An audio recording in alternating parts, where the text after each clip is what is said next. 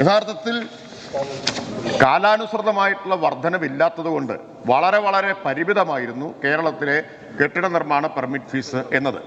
അത് വർദ്ധിപ്പിക്കണമെന്നത് തദ്ദേശ സ്ഥാപനങ്ങളുടെയും അധ്യക്ഷന്മാരുടെയും ഏറെക്കാലത്ത് ആവശ്യമാണ്. സർക്കാർ വേണ്ടത്ര അവധാനതയോടുകൂടി ചർച്ച ചെയ്താണ് തീരുമാനമെടുത്തത്.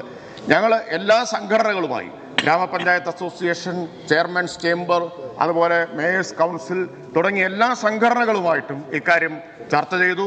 തദ്ദേശ ദിനാഘോഷത്തിന്റെ ഭാഗമായി ഒരു പ്രത്യേക സെഷൻ തന്നെ ഇത് ചർച്ച ചെയ്യാൻ വെച്ചു. ബഹുമാനപ്പെട്ട പ്രതിപക്ഷ നേതാവിനെയും ആ സെഷനിലേക്ക് ക്ഷണിച്ചിരുന്നതാണ്. ധനകാര്യമന്ത്രി ഉണ്ടായിരുന്നു.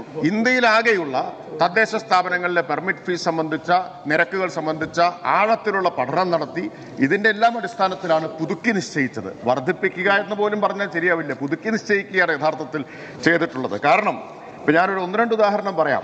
തമിഴ്നാട്ടിലെ ഒരു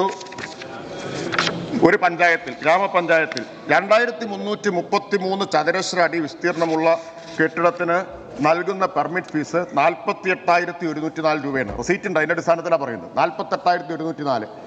കേരളത്തിൽ അതിൻ്റെ പകുതിയിലും വളരെ താഴെ, 1/3 അല്പം കൂടുതലേ വരുന്നുള്ളൂ. ഇനി കോർപ്പറേഷനിലെ കാര്യം പറയാം.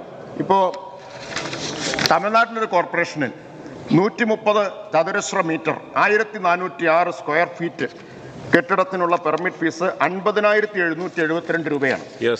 അത് കേരളത്തിലൊരു കോർപ്പറേഷനിലേക്ക് വരുമ്പോൾ പുതുക്കിയ നിരക്കനുസരിച്ച് പോലും 13,066 രൂപയാണ് വരുന്നത്.